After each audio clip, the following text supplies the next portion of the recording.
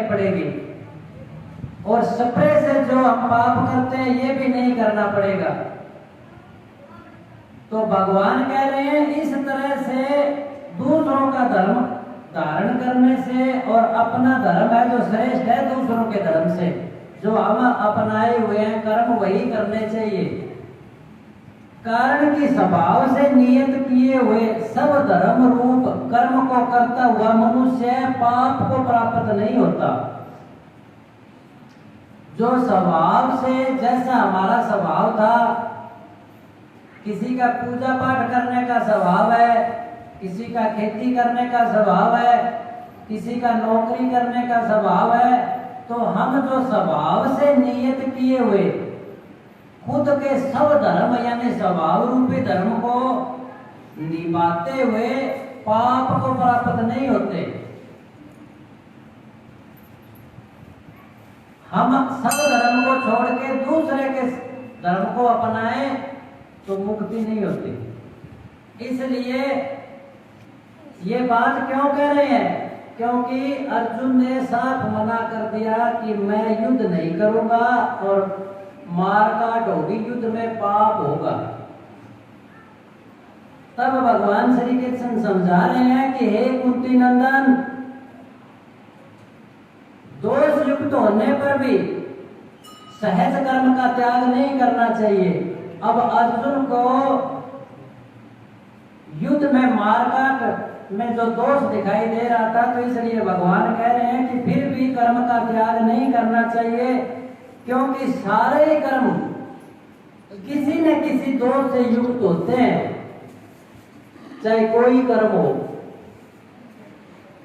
जैसे धुएं से अग्नि अलग नहीं होती, जिस प्रकार अग्नि में धुआं शामिल होता है, उसी प्रकार कुछ न कुछ तो सभी में, सभी कर्मों में दोष दिखाई देगा। परंतु सब धर्म का, सब कर्म का त्याग नहीं करना चाहिए।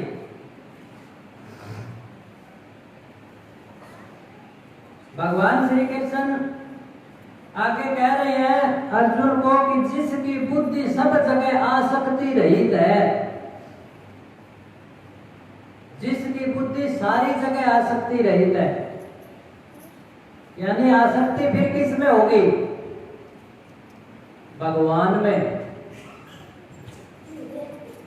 जिसने शरीर को वश में कर रखा है, जो सप्रा रहित है, वह मनुष्य सांख्य योग के द्वारा यानी ज्ञान के द्वारा सर्वश्रेष्ठ निश्चय कर्म सिद्धि को प्राप्त हो जाता है। निश्चय कर्म सिद्धि यानी कर्तव्य कर्म पालन करते हुए सिद्धि को प्राप्त हो जाता है। हे कौनते, हे अर्जुन, सिद्धि को प्राप्त हुआ साधक। अब सिद्धि कौन सी है? एक तो सिद्धि होती है अग्नि में ना जले, अष्ट सिद्धि नौ निधि के दाता, सिद्धियां भी 8 हैं।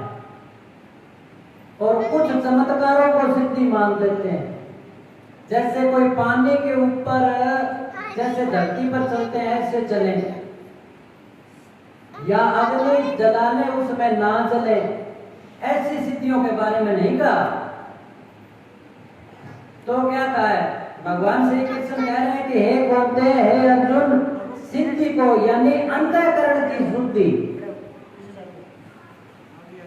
अंतःकरण की शुद्धि है, वो सिद्धि है जो हमारा अंतःकरण है। इसकी शुद्धि को प्राप्त हुआ साधक ब्रह्म को, जो ज्ञान की परानिष्ठा है, वो ब्रह्म को प्राप्त हो जाता है, यानी ज्ञान की परानिष्ठा।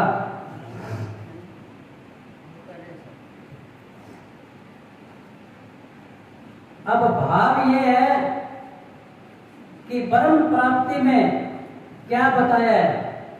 ज्ञान की परानिष्ठा। परानिष्ठा का मतलब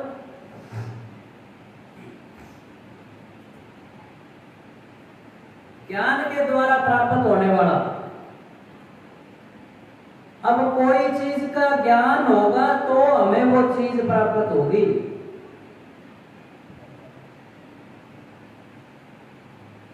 अब मान लो आपको पता ही नहीं हो कि सादुलशहर तहसील में मन्नीवाली गांव है, इस बात का पता ही नहीं हो तो आप मन्नीवाली गांव में नहीं जा सकते या चले जाओगे।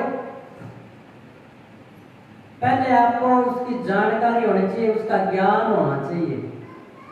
ऐसे ही ब्रह्म लोक में जाने के लिए ब्रह्म का ज्ञान होना चाहिए, और ब्रह्म का जो प्राप्त होने की जो परा निष्ठा है वो ज्ञान की परा निष्ठा कही है। और वो कैसे होगी? अंतःकरण की शुद्धि से।